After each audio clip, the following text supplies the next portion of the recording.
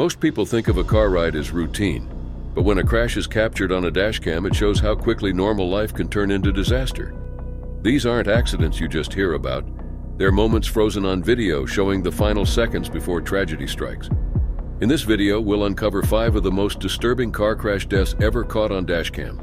Real stories that reveal just how fragile every drive can be.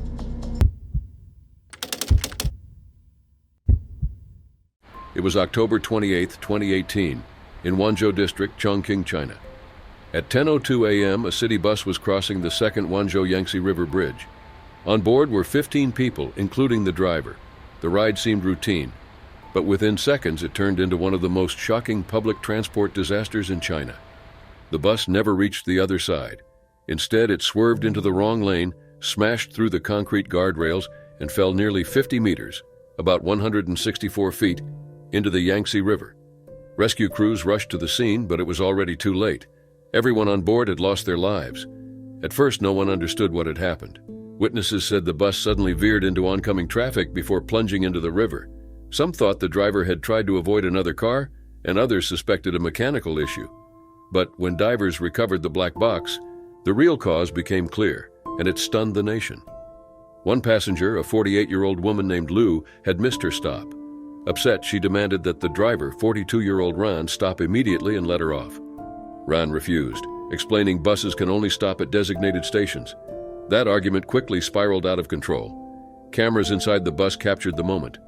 The two exchanged words, then gestures. Passengers sat quietly, unaware of the danger. Lu then struck the driver with her phone. Ran, still steering with one hand, fought back with his right arm. Within seconds, he yanked the steering wheel left. The bus swerved into the opposite lane, slammed through the barrier, and plunged into the river. The last sound on the recording, the screams of terrified passengers. The Yangtze River was more than 70 meters deep at that point, making recovery dangerous. Divers worked for days as families waited along the shore for answers. On October 31st, a massive crane finally pulled the wreck from the water. 13 bodies were recovered. 2 passengers were never found. All 15 lives were gone. Police reviewed over 2,300 hours of surveillance footage and interviewed witnesses. Combined with the black box, the conclusion was undeniable. The disaster was caused by the fight between Lu and Ran. State media released a 10-second clip from the bus camera. In it, Lu can be seen striking Ran with her phone. He responds and the bus immediately veers left. The video went viral on Weibo, where millions debated who was at fault. Some blamed Lu for attacking the driver. Others blamed Ran for reacting instead of focusing on the road. Authorities later confirmed there had been no mechanical issues, and Ran was in a normal state of mind. Both Lu and Ran were found to have endangered public safety. Legal experts noted that families could seek damages not just from the bus company, but also from Liu's relatives. For many, what made the case chilling was how ordinary it all was. A regular Sunday bus ride ended in disaster because of an argument that lasted less than a minute. Passengers had realized what was happening in those final seconds, but had no chance to escape. The tragedy led to nationwide discussions about safety. People asked whether buses should have barriers protecting drivers, or if laws should punish passengers who distract them. Officials reminded the public that interfering with a driver is a crime with severe consequences. By the end, the facts were clear. At 10:02 a.m., the bus plunged into the Yangtze River. 13 bodies were found, 2 never recovered. None survived. The cause, a missed stop, a fight, a sharp turn, and 15 lives ended in seconds. It was April 5, 2023, in Dumfries, Virginia. 33-year-old Dorothy Deanne Horton was riding with her boyfriend, Mustafa Nofal Al-Jazairi, and her 5-year-old daughter, Empress. They were in Mustafa's 2007 Chrysler 300, heading down Dumfries Road. But what began as a heated argument inside the car would soon end in a crash that killed 2 people, injured another, and led to one of the most disturbing cases Prince William County had ever seen. Dorothy was a devoted mother of 5 children. That day, she only had her youngest, Empress, with her. Dorothy sat in the front passenger seat, Empress in the back, while Mustafa drove. At first, it was only words, but the argument had started earlier in the day, and by the time they reached Fortuna Center Plaza, things were escalating. Witnesses later said the two were in a tense exchange just moments before impact. Investigators would soon believe Mustafa made a choice that would change everything. Driving in the opposite lane was a 46-year-old woman in a 2013 Chevrolet Suburban. She was heading southbound, unaware of the fight taking place inside the Chrysler. Dashcam footage from another vehicle captured the final seconds. There was no audio, but the images spoke volumes. It showed Dorothy's face shift into fear as the Chrysler suddenly swerved. Lip readers later confirmed that she mouthed the words, "No, Empress is in the car." Seconds later, the Chrysler crossed the center line straight into the Suburban's path. Police found no evidence of hard braking, only light pressure on the brakes, not enough to stop. To investigators, this wasn't an accident. They believed Mustafa had used his car with intent. The collision was violent. Both vehicles spun from the force. The Chrysler was thrown onto the sidewalk, while the Suburban ended up facing the wrong direction in traffic. Inside the Chrysler, Dorothy and Empress were pulled out with life-threatening injuries. Neither had been properly restrained. Dorothy wasn't wearing a seatbelt, and Empress was not secured correctly. Both were rushed to hospitals, but neither survived. The Suburban driver was badly hurt but lived. Mustafa was also injured, but not critically. Sergeant Chad Mason, who investigated the crash, testified that the lack of skid marks showed no attempt to stop. The worst of the impact was on the passenger side, where Dorothy sat. For investigators, this was a crucial detail. On April 7th, police arrested Mustafa at his home. He was charged with 2 counts of manslaughter and 1 count of malicious wounding. Dorothy's brother Derek spoke out, devastated by the loss. He expressed that he was now without a sister and a niece, while the rest of her children were left without a mother. In one day, a quarter of her family was gone. He urged others to take signs of mistreatment and family conflict seriously before they turned deadly. Dorothy's family launched a fundraiser for funeral costs and to support her children. Her estranged husband, Divine Fontaine, the father of the Empress, broke down when speaking about his daughter. He remembered playing tea parties with her, wearing tutus just to make her smile. In court, prosecutors compared Mustafa's actions to someone pulling a trigger. They said the dashcam showed his intent, Dorothy terrified, Mustafa expressionless. They argued he used his vehicle as a weapon.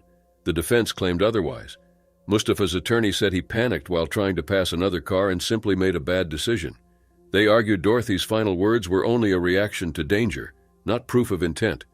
Prosecutors countered with more evidence, including a claim that Mustafa threatened a jail guard saying he knew her address. They said this showed he was dangerous. Mustafa's family denied it, calling it illogical, but the judge sided with prosecutors and kept him in custody. The trial was scheduled for December 2nd, 2024. By then, Mustafa had been behind bars for more than a year, facing 2 counts of unlawful killing. Prosecutors were firm. This was no accident.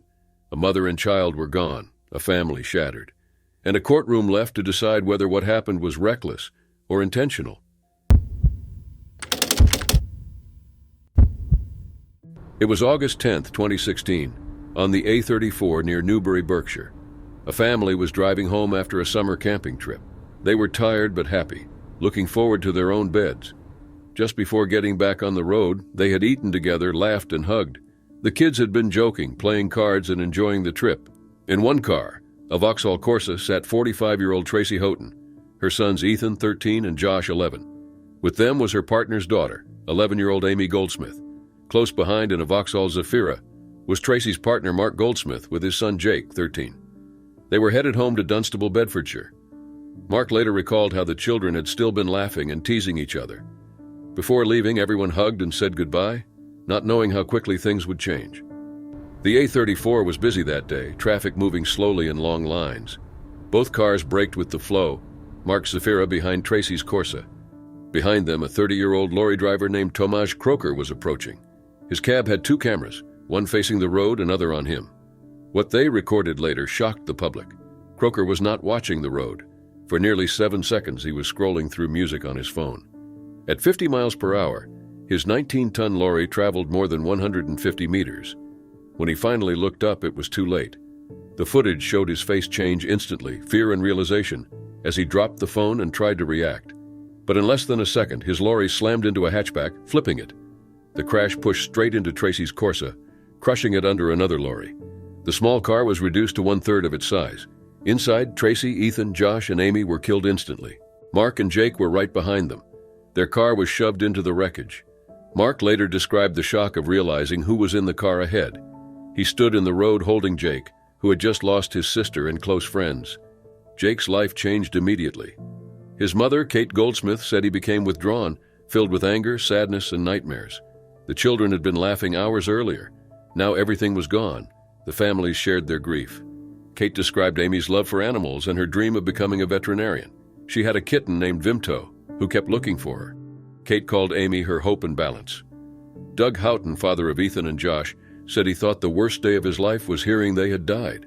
But weeks later, seeing them in coffins, he realized the pain could go even deeper. Mark remembered Tracy as a cheerful, loving mother. At first, Croker claimed his brakes had failed and that he was listening to the radio. But dashcam footage proved otherwise. He had signed a promise to his employer not to use his phone while driving just hours earlier. He broke it the same day. The crash caused an 8-vehicle pileup. Adam Pearson, another driver, was badly injured when his Mazda was flipped onto an embankment. In court, Croker admitted 4 counts of causing death by dangerous driving and 1 count of causing serious injury. He was sentenced to 10 years in prison and banned from driving for 7 years. Judge Maura McGowan said his driving was like closing his eyes. The dashcam video was played in court. Families wept as they watched Croker scrolling before the crash. He cried too, but his remorse did little to ease the pain. Outside, Kate Goldsmith urged drivers everywhere to stop using phones on the road. She said no sentence could balance the loss, and seeing people still use phones sickened her. Police and safety groups echoed the warning. The RAC Foundation suggested a drive-safe mode on phones. Adam Pearson said society needed to treat phone use while driving the same way it treats drink driving. The statistics were clear. British government figures showed phone use contributed to 440 accidents in 2015, including 22 that were fatal. Croker had seemed ordinary. He moved to the UK in the early 2000s, lived quietly with his girlfriend, and had just welcomed a baby 5 months earlier. Neighbors described them as a kind young couple starting. But on August 10th, his distraction destroyed 4 lives and scarred many more. The case pushed the UK to tighten laws, doubling penalties for phone use at the wheel. Campaigns spread across media, using the dashcam video as proof of how dangerous even a moment of distraction can be. For Mark and Jake, the memory of that day will never fade. They had been right behind their family, forced to watch as everything changed. 4 people, Tracy, Ethan, Josh, and Amy, were gone instantly. All because one driver looked at his phone instead of the road. It was August 25, 2021, on the A303 near Andover, Hampshire. The weather was clear, traffic steady, and visibility stretched for hundreds of meters. At about 8:40 a.m., 28-year-old Alex Britton was driving west when her car broke down. She was a mother of 2, engaged to her childhood sweetheart, and planning a wedding after delays caused by the pandemic. That morning, she ended up stranded in lane 1 of the dual carriageway, which had no hard shoulder for safety. Not long after, another driver noticed her. This was 58-year-old delivery driver Tina Ince from Portsmouth. Known for her kind nature, she pulled her food delivery van behind Alex's car to give her protection and got out to help. Soon, a third person stopped. Tom Watson, a 30-year-old recovery truck driver, had been heading to another job when he saw the breakdown. Helping stranded motorists was part of his work, and he stepped forward to assist Alex. By then, 3 vehicles were stopped in lane 1, Alex's car, Tina's van, and Tom's truck. Their hazard lights were flashing, warning traffic behind them. But coming down the road was a 9-ton heavy goods vehicle traveling about 56 miles per hour. Behind the wheel was 39-year-old lorry driver Michel Copagnars from Shropshire. He was delivering bottled water to a depot in Andover. From his seat, he had 170 meters of clear road ahead, plenty of distance to slow down or steer away. Yet he did not react. Investigators later discovered why. For 7 minutes before the crash, Michal had been watching a Facebook video and even shared it with someone. Just seconds before impact, he was typing directions into his sat-nav app. He was completely distracted. His dashcam captured what happened. The 3 stopped vehicles grew closer, but there was no attempt to brake or swerve. Less than 1 second before impact, he finally hit the brakes. By then, it was too late. The lorry slammed into the cars with devastating force. Alex Britton, Tina Ince, and Tom Watson all died instantly from the impact. After the crash, Michal reached for his Samsung phone. Instead of handing it to the police, he snapped it in half and threw it into the roadside undergrowth, hoping to destroy evidence. His dashcam recorded the act. Police later recovered the phone, and forensic work revealed his activity, watching and sharing a video, then typing on his sat-nav while driving. When questioned, Michal first claimed there had been a brake failure. Investigators quickly disproved this, showing he only braked about 9 to 12 meters before hitting the vehicles.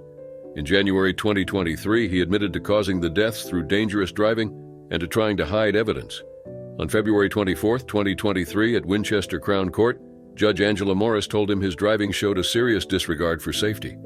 She said his phone use was intentional and his attempt to destroy evidence was unacceptable. Michal was sentenced to 12 years in prison and banned from driving for 10 years after release. Families of the victims spoke in court. Alex's fiancée, Erin Law, expressed that she had been his wife-to-be, his best friend, and the mother of his children. Their daughters, Peyton, aged 5, and Ava, aged 2, were left without their mother. Tom Watson's wife, Emma, described him as her soulmate, while Tina's daughter, Melissa, said her mother's loss had left her living on autopilot. Years later, in 2025, the families were still speaking out. Erin urged drivers to put down their phones, saying he lost the love of his life in seconds.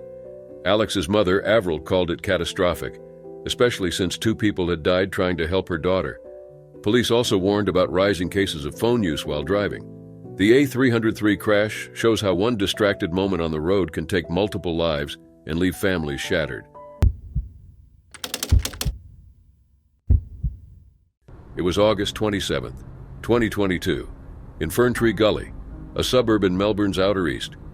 The late afternoon traffic was heavy, with drivers heading home around 5:30 p.m. In a silver Saab sat 39-year-old mother, Nicole Woolard. She was in the passenger seat while her friend, 45-year-old Matthew Dyer, drove. Nicole had no way of knowing that within minutes her life would end. Police noticed the Saab after their radar clocked it at 94 kilometers per hour in a 60 zone. "He's going," one officer remarked as they made a U-turn to follow. Lights and sirens came on, but instead of stopping, Dyer pressed the accelerator. He should never have been driving that day. His license had expired in 2013, the Saab was unregistered, and its plates had been stolen from a forklift. He was already on bail for theft, false registration, and substance-related charges. His record was full of reckless driving and substance issues. A later blood test showed Dyer had high levels of methamphetamine and alcohol in his system. Experts confirmed this mix left him unable to think clearly or safely control a car. Yet there he was, speeding through heavy traffic with Nicole beside him. As officers chased, Dyer's speed climbed quickly, 110, 115, and then 159 kilometers per hour down Ferntree Gully Road, an 80 zone. Families and workers filled the road. Realizing the danger, one officer decided to call off the chase. A female officer was heard on the radio asking the air wing to take over, but just seconds later the situation reached its breaking point. At the intersection of Ferntree Gully Road and Camden Park Parade, Dyer ignored a red light.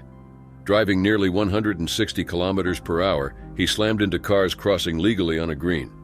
The Saab collided with an SUV carrying a mother and her daughter before spinning into a ute. Dashcam footage captured the devastating impact. Witnesses compared the aftermath to a war zone. Debris and fluids were scattered across the road.